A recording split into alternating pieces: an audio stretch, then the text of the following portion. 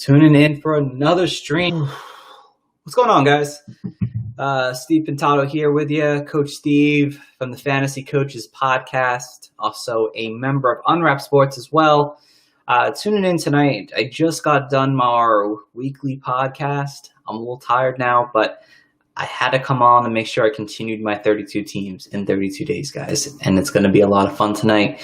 Again, this one may be only 15 minutes and maybe not. I am a huge Dolphins fan. I'm not going to be biased on it. So, yeah, we're going to be talking about some Miami Dolphins tonight. And the Miami Dolphins are a fun team.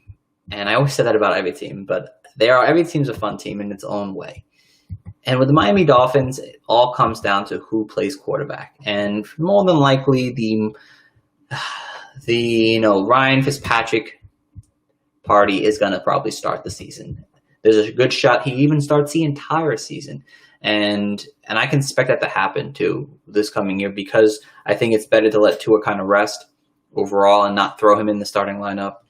But let's talk about Ryan Fitzpatrick. Let's say Ryan Fitzpatrick plays the full season. I mean, this is a guy who's been known to throw big yardage, big touchdowns, and also possibly throw some interceptions. He also has a rushing floor for the guy who's 38 years old. He ran 200 yards last year and had 4 touchdowns. I mean, he had 6 QB1 performances, 10 overall QB2 or better performances last year. So, what are we doing with Ryan Fitzpatrick? I mean, he's got his a better run game, which will help. He's got Preston Williams back, which will help. So, I mean, if he starts 16 games, he's a servable quarterback that can perform in big weeks. The defense is still, while they're better, I think they're still being somewhat of a comeback scenario, forcing Fitzpatrick to throw the ball more downfield. He's back with one of his OCs that he's been okay with in his career. But in terms of this, draft this year, hey, Ravens fan 19, thanks for joining. Ryan Fitzpatrick is definitely not someone you want to draft. He's more of that waiver wire quarterback that you're going to use in the better week that he's actually playing because he does have a great core around him. And don't get me wrong, there are probably chances where he could end up being really good for a decent amount of time that you're going to want to throw in every week like last year. But isn't someone you want to draft because you just don't know. And you don't know if he has a bad game. If he has a bad game week 1, you're going to be turned off on him, and it's New England, so he's probably going to have a bad game. That's just kind of what Miami does. But you're also probably concerned about, Tua's going to come in. And let's say at least he plays half the season. Again, still not a draftable guy. But when in terms of Tua comes in and starts, what do you expect from Tua? I mean, Tua has been a guy coming off injury, wasn't a big rusher in his career. And I don't expect him to be a big rusher in his, NFL career. I mean, last year he had 340 yards and 340 yards in his career and 9 touchdowns. In 3 seasons, or 2.5 seasons at least, or 2 seasons in a game, because he played the national championship. So he isn't going to be a big runner. If he gets in the game, though, I mean, he's been a low touchdown guy, 11, interception guy, 11, and big touchdown and big yardage, and that pocket passer kind of type. He could be successful year 1, and if he gets a starting job, I would definitely want to see if I could pick him up on my team at some point during the season, because he could end up being a really strong candidate overall. He loves the deep ball. He's got good wide receivers for the deep ball, and you just really can't hate on that overall.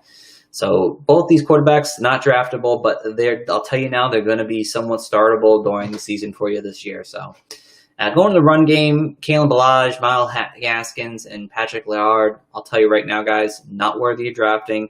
Even in the 16-man league, I probably wouldn't want any of these players. Even Patrick Laird, even in that full PPR game, these guys are going to be backups, and probably some of them won't even make the roster. But we'll go right to the main 2 guys that many people are probably wondering, when do I take the Miami Dolphins duo? Round 8. I think that's a pretty servable time to take these guys right now. We'll start with Matt Breida. And Matt Breida, explosion kind of guy. Can break away from any run. He's going to be the lightning to the Howard's thunder. He was a top 25 back just 2 years ago in 2018. I mean, he ran for 800 yards on hobbling legs on that year. And he's dealt with injury, unfortunately, over his career, but you give the guy the ball anytime during the season, he's going to take one to the house, and I think he can. And that's kind of what you expect from a guy like Matt Breida, a guy who has a home run threat in him. And, he was top 10 last year in home run breakaway runs, back-to-back seasons, actually. And the Dolphins are going to have to get creative to use him. He, I think, is an low end RB3 with upside, and I'm not thrilled with the upsize. And yeah, I'm not thrilled with the upside, but he's gonna have games where he breaks one for like 80 yards and a touchdown, absolutely. But don't rely on him to do that on a consistent basis. I don't think he's going to. I think he's gonna see like 7 to 10 carries a game, and maybe overall 15 touches a game.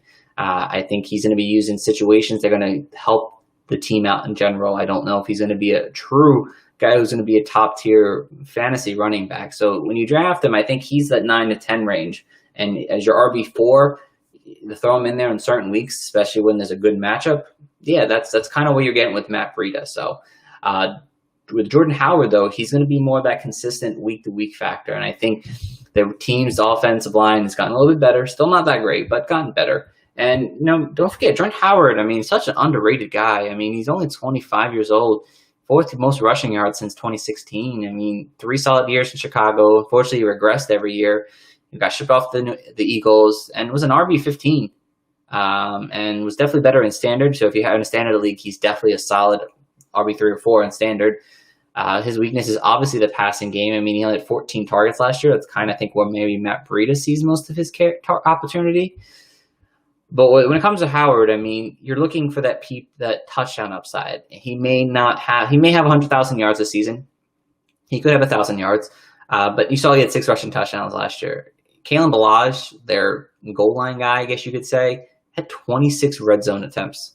That was for second best in the league. And give Jordan Howard a more efficient runner, he could see 10 touchdowns. He could see 800 yards and 10 touchdowns this season and be a pretty solid RB3 for you in fantasy this year. And that's kind of what I'm predicting for Jordan Howard, is to be that RB3 a little bit lower end because of there's no catching ability to his game, but the touchdowns could end up saving him to be that kind of RB3. He may be somewhat of a touchdown dependent kind of running back, and which probably he will be. So that's kind of what you look at him. Round 8, round 9, I think is your best scenario for a guy like Jordan Howard this year in fantasy. And going over to the wide receivers, Jakeem Grant, definitely an interesting option. Obviously, he's one of the 2 people that people are like shooting up the boards for, with Albert Wilson and Alan Hearns opting out for the season. I mean, big speed playability guy coming off injury, though. He's really good on special teams. I don't know how much he'll be used. Obviously, we saw in 2018 that he took a couple of balls to the house. I think he may be a DFS kind of darling and kind of just a breakout candidate in that sense, to be like, well, big game, he's going to have 2 catches for 100 yards. It's going to happen at times probably. I wouldn't expect him to be a consistent fantasy option this year because he is used on special teams a lot. So when it comes to Jakeem Grant, he isn't someone you want to consider unless I just don't see his role changing that much to be that consistent of a player with the other 3 that we're going to talk about at some point today. He's, like I said, an RB7, not a wide receiver 7, 5, maybe with that upside, but not someone you're going to rely on a week-to-week basis. Hey, John. Hey, Jim. What's going on, guys? That's really going to say what about Jakeem Grant. Isaiah Ford is definitely someone who I've been following over my careers in Miami. He's been kind of on the practice squad, 7th-round pick in 2017. And, again, he was solid at Virginia Tech, really great route running ability. Didn't have the ability, and things that he lacked in were drops and speed. So those are definitely really big things that are not good for wide receivers. But he had a shot to make the team this year now. And, he showed top 40 receiver over the last 4 games last year after all the injuries took over.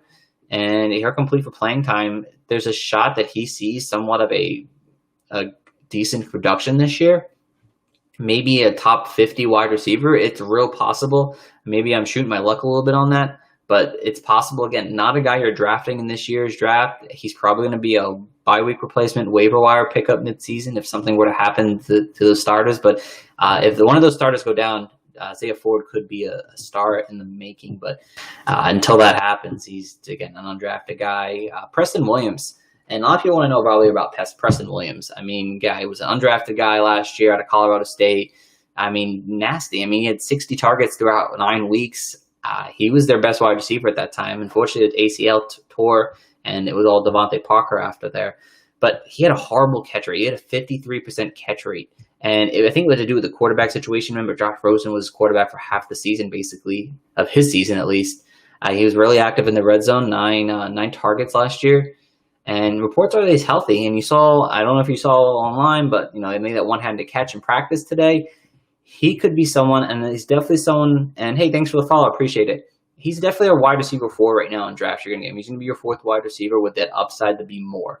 And he could definitely be more. I mean, 60 targets, half the season, double it. That's like, 120 targets right there.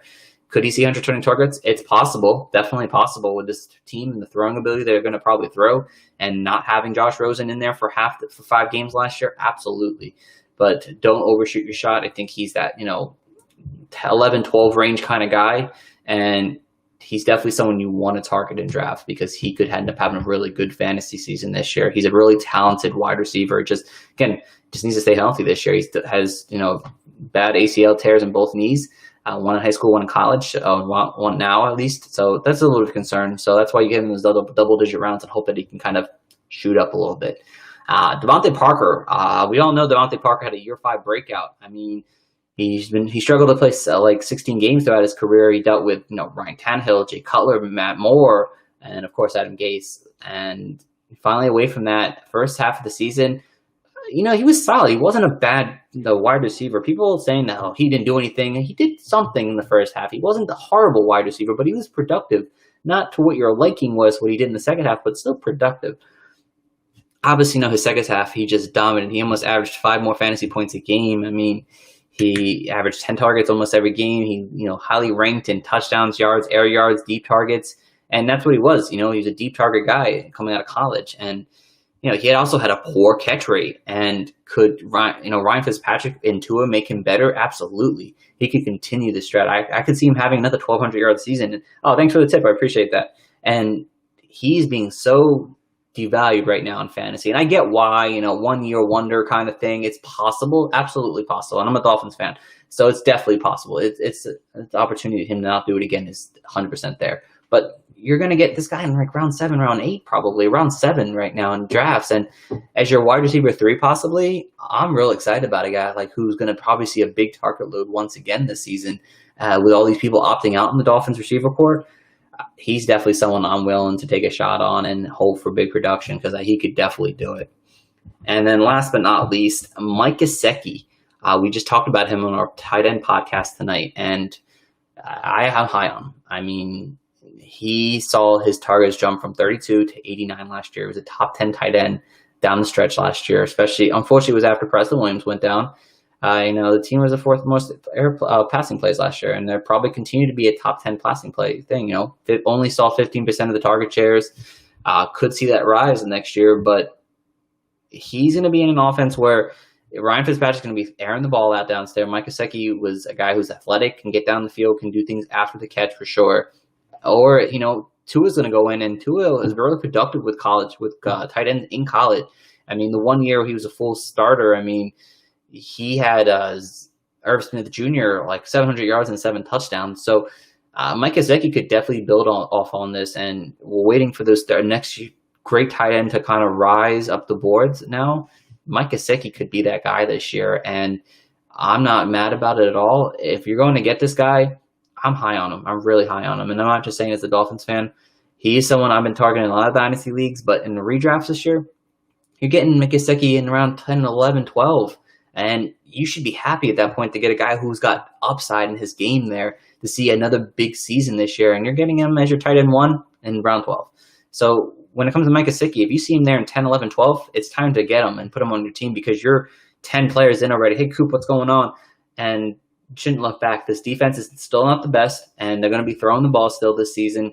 And he could well see the same usage of targets, but a better efficiency with his targets. And he can definitely do that. And 5 touchdowns could be somewhat even 10 touchdowns next year. And that's kind of what you're getting from Mike Gesicki, getting a guy who's a borderline tight end 1, who could be an actual tight end 1 this coming season. And people are going to be like, wow, he's the next good tight end that could be coming up. Again, there's some risk, but he could see that. And that's what you're getting in round 12, though. Not in round 7 or 8 like I would want to take him.